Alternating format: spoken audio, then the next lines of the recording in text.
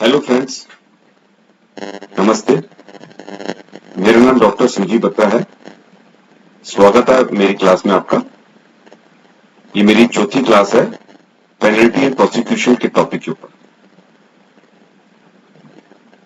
Main जो मैं class start करने जा रहा हूं, इसमें आज हमें दो सेक्शंस को कवर करना है, 271 capital A and 271 capital B. इससे पहले जो मैं 3 क्लासेस ले चुका हूं, उसमें हमने आपको बताया कि पेनल्टी प्रोविजंस में चेंज किस असेसमेंट ईयर से स्टार्ट हुआ, उससे पहले क्या था, और एक main section 270 capital A penalty for under reporting और मिस रिपोर्टिंग ऑफ इनकम के बारे में आपको क्लॉज बाय क्लॉज डिस्कस किया। विद एग्जांपल्स बताने की मैंने कोशिश करी।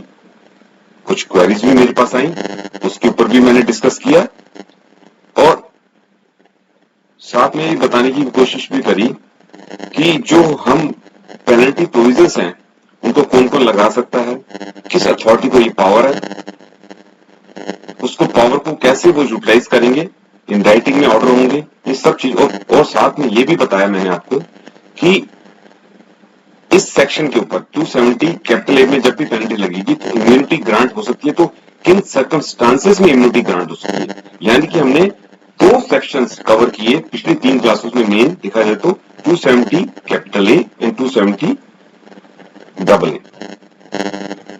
अब हम चल रहे हैं अगले सेक्शन को लेने के लिए। इसमें है 270 capital, 271 capital penalty for non maintenance of books of accounts.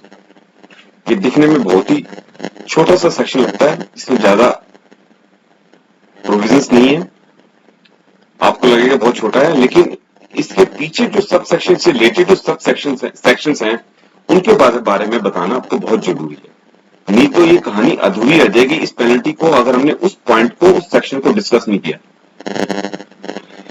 ये penalty provisions non maintenance books of accounts ये कहता है कि किसी भी पर्सन पे non maintenance books of accounts की पेनल्टी लगेगी एज रिक्वायर्ड अंडर सेक्शन 44 और पेनल्टी कौन लगा सकता है?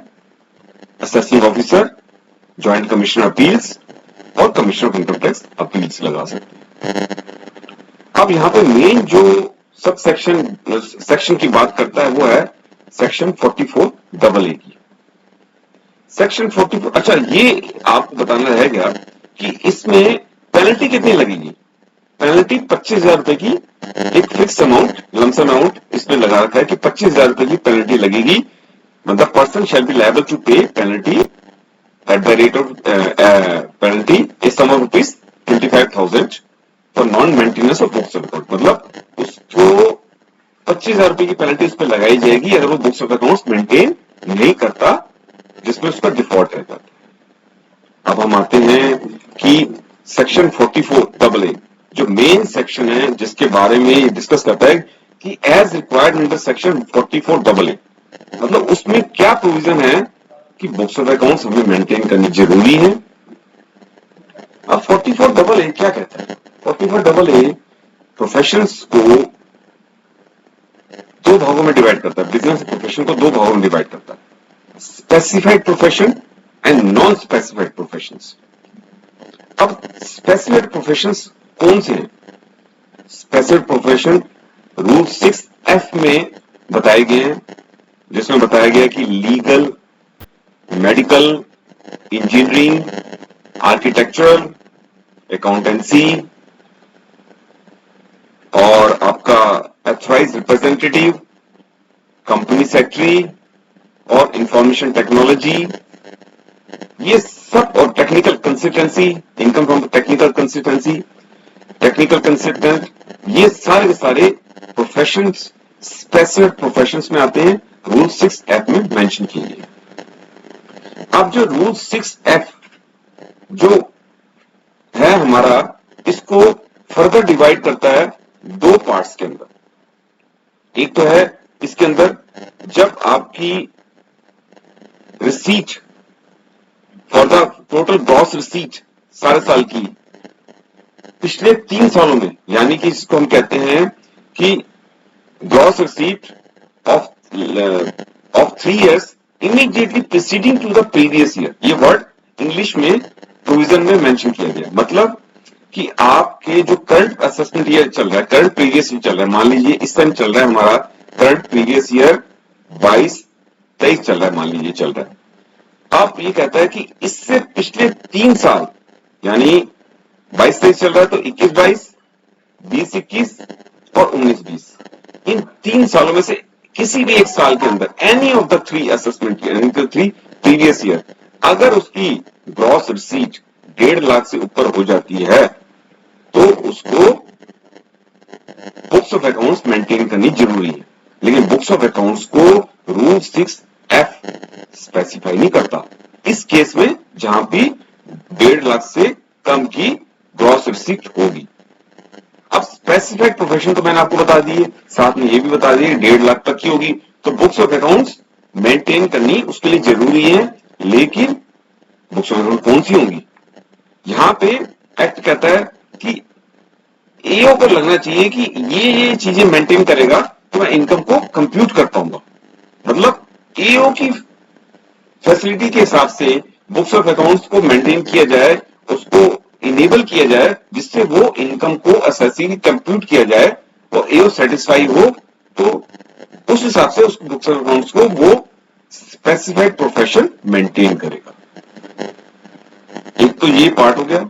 अब दूसरा पार्ट क्या कहता है? अब मान लो एक दूसरा पार्ट कहता है कि 1.5 लाख से ऊपर की ग्रॉस रिसीट, 1.5 लाख से ऊपर की अगर उसकी ग्रॉस रिसीट पिछले 3 सालों में, प्रीवियस ईयर से पिछले 3 सालों में, सारे सालों में हो,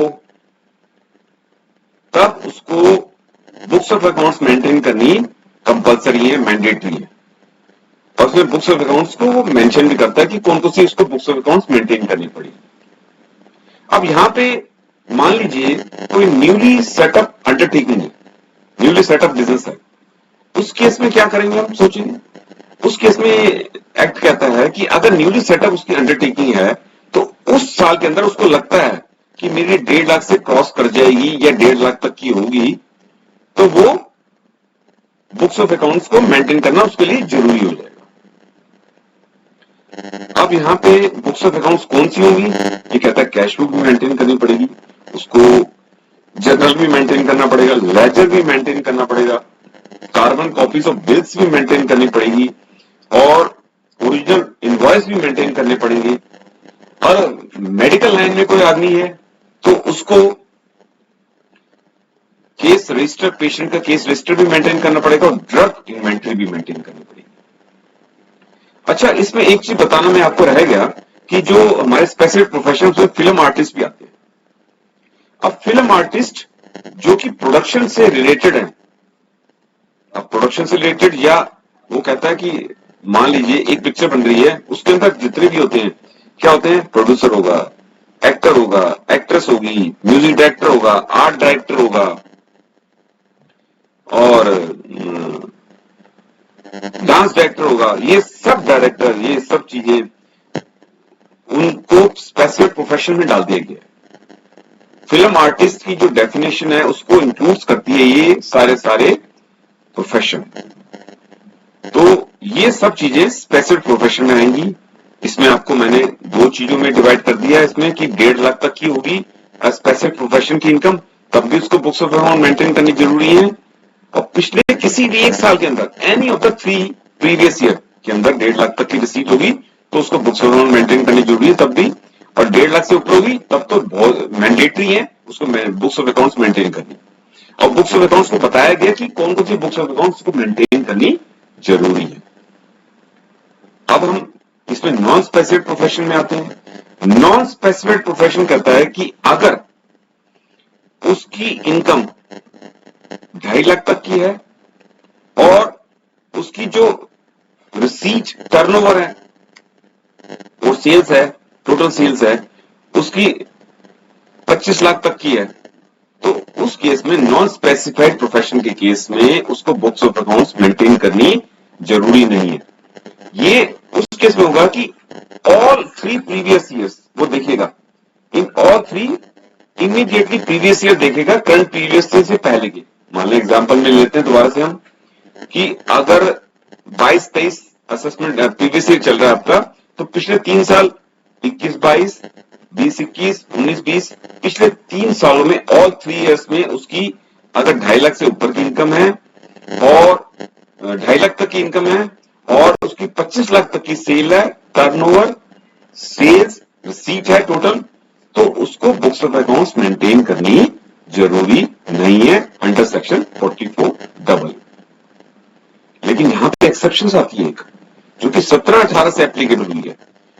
वो सेक्शन वो हुआ है कि अगर 44AD4 जो कि प्रेजेंटिव टैक्सेशन स्कीम के बारे में, इसको हम डिटेल में इस सेक्शन को डिस्कस करेंगे लेटर ऑन बाद में डिस्कस करेंगे, जिसमें आपको डिटेल में बताऊंगा, कुछ एग्जांपल्स भी लेंगे। इसमें आपको एक ही एक्सेप्शन से बताना चाहूंगा 44AD विद इन ब्रैकेट 4 क्या कहता है। 44AD4 कहता है कि अगर किसी इलिजिबल एसएससी की, किसी भी इलिजिबल एसएससी की करंट प्रीवियस ईयर की में अगर वो प्रेजेंटिव टैक्सेशन स्कीम के हिसाब से इलिजिबल है और रिटर्न को फाइल कर देता है, यानी उसमें ये लिखा हुआ है कि 8% या 6% के हिसाब से उसको अपनी इनकम को दिखा देता है, सेल्स का या ग्रॉस रिसीट का, तो उसको बुक्स ऑफ अकाउंट मेंटेन करनी 44AD1 के हिसाब से जरूरी नहीं होती। अब यहां पे वही आता है कि अगर वो मान लीजिए इस साल के अंदर, करंट ईयर के अंदर 44AD1 के हिसाब से इलिजिबल एसएससी बन जाता है और उसके बाद अगले 5 सालों में से किसी एक साल में अगर वो अपना प्रॉफिट लो दिखाता है, अगर वो डिक्लेयर अपना प्रॉफिट लो करता है as per the provision of the जो 44AD के प्रोविजन के हिसाब से, वन के हिसाब से प्रॉफिट को डिक्लेयर नहीं करता है, मान लीजिए 44AD1 हमें कहता है 8% के हिसाब से या 6% के हिसाब से उसको ग्रॉस रिसीट का दिखाना है और वो अगले 5 सालों में उसको 4%, 5%, 5.5% के हिसाब से दिखा देता है, उस केस में क्या होगा? उस केस में ये सेक्शन कहता है कि जिस साल में उसने ये लोअर प्रॉफिट डिक्लेयर किया है, उस साल से अगले 5 असेसमेंट ईयर तक उसको बुक्स ऑफ अकाउंट्स मेंटेन करनी मैंडेटरी होंगी। अब यहां पे एसएससी बड़ा फंस जाता है। ये एक ऐसा क्लॉज दिया है गवर्नमेंट ने अपने प्रोविजन में, एक्ट में, कि अगर कोई भी एक साल में भी डिफॉल्ट हो गया, मतलब उसको 5 साल का लॉस है, 5 साल उसको बुक्स ऑफ अकाउंट्स मेंटेन करनी पड़ेगी। इसके अलावा ये एक्सेप्शन में ये भी डालता है कि अगर 44AD, 44AF, 44AE, 44BB, 44BBB, इन सेक्शंस में यही है कि अगर एक परसेंटेज फिक्स की गई है 44A में, AE में हमें 10 ट्रक अगर मेंटेन कर रहे हैं तो उसमें 7,500 रुपए पर ट्रक के हिसाब से इनकम है, वो अगले प्रेजेंटेड टैक्सेशन स्कीम में कवर करेंगे। इनको हम टॉपिक्स को शॉर्ट में आपको बता रहा हूं। और मिनरल से इनकम आ रही है, तो ये चीजें इसमें डिस्कस की गई, एक फिक्स अमाउंट रखा जाता है, हम उसमें डिटेल में नहीं जाएंगे।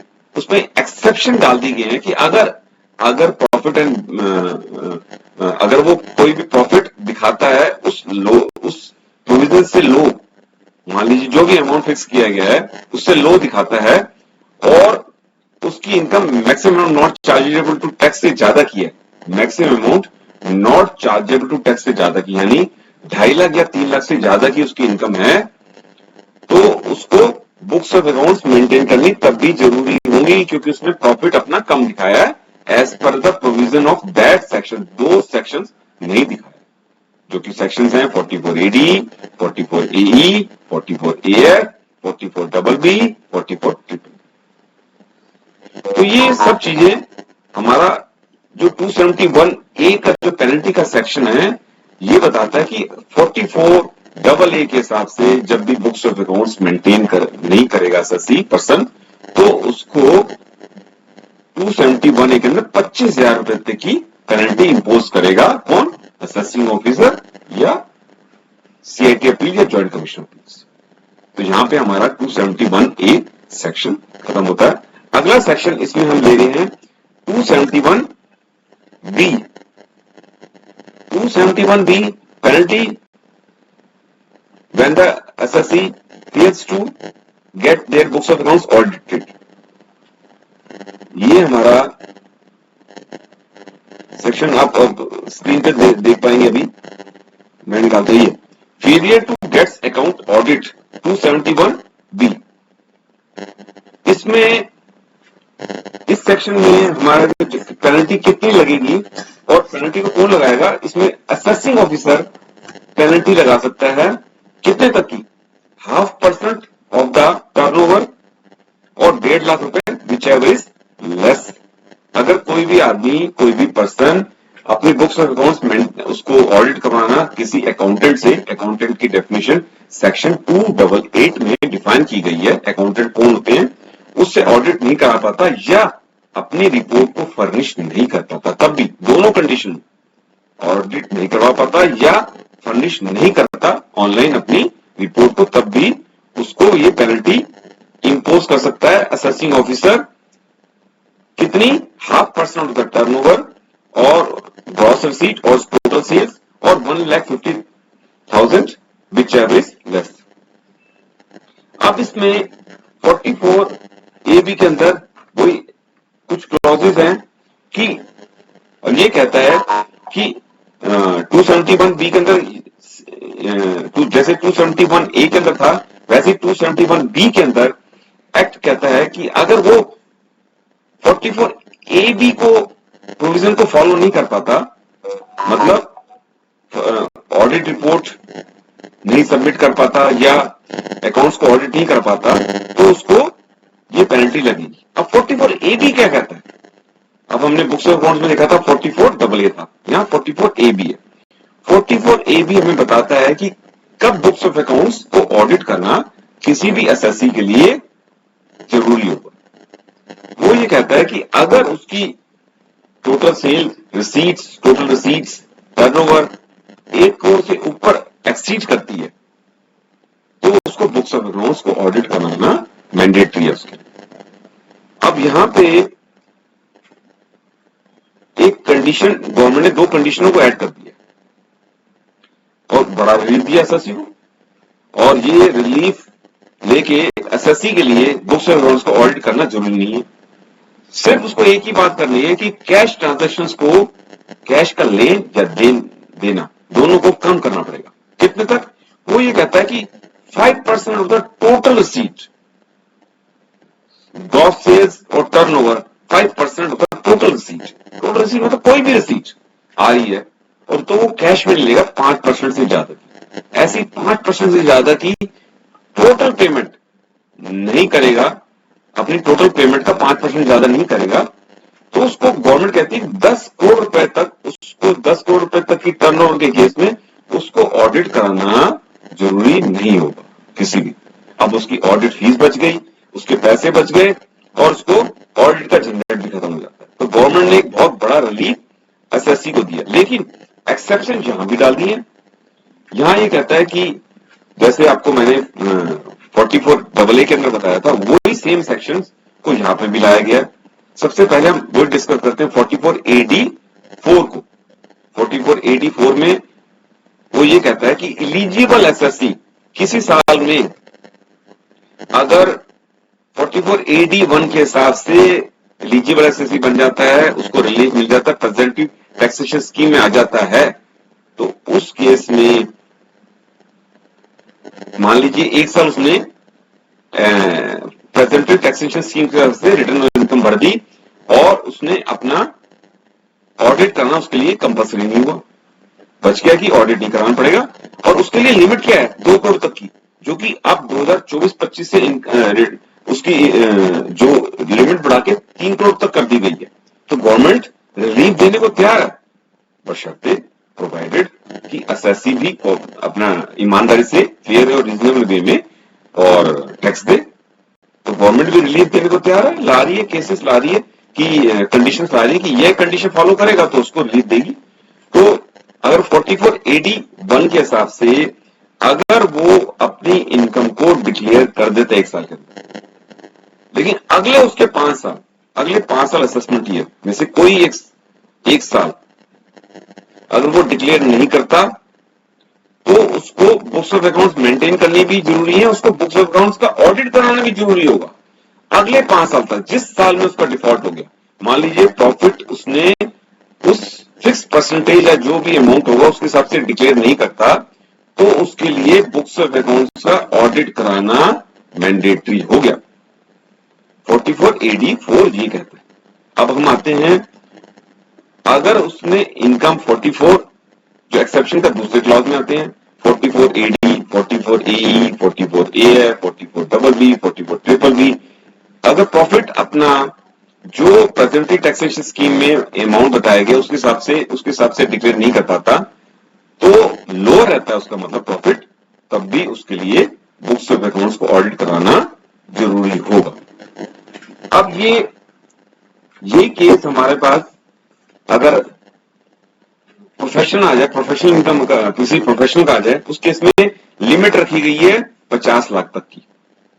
नॉन प्रोफेशनल के केस में लिमिट है हमारी 1 करोड़ या 10 करोड़, और प्रोफेशनल के केस में लिमिट है 50 लाख। 50 लाख से ऊपर होते ही उसको ऑडिट कराना कंपलसरी है। और अगर कोई भी पर्सन 44 AD-A में कवर होता है, मतलब प्रेजेंटेड टैक्सेशन स्कीम प्रोफेशनल के लिए लागू होती है, उसके हिसाब से क्वालिफाइड कंडीशंस को नहीं कर पाता है, प्रॉफिट लो दिखाता है, तब भी उसको बुक्स ऑफ अकाउंट्स को ऑडिट कराना कंपलसरी हो जाएगा उस प्रोफेशन के लिए। और बशर्ते उसका जो इनकम है maximum amount not chargeable to tax से ज्यादा हो, यानी 2.5 लाख या 3 लाख से ज्यादा हो। अब इस क्लास में ये दोनों सेक्शंस को हमने कवर किया है, 271 capital A and 271 capital B, साथ के साथ और सेक्शन भी ले लिए 44 डबल ए, 44 AB। और मैं आशा करता हूं कि ये आपको ये दो सेक्शन के ऊपर जो पेनल्टी हमने प्रोविजंस को बताने की कोशिश की है आपको समझ में आया होंगे।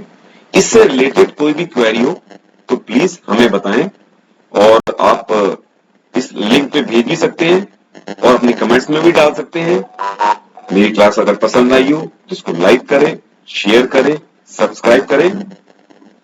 धन्यवाद। मैं इसी हिसाब से क्लास को खत्म करता हूं और अगले हफ्ते हम दूसरी क्लास लेंगे।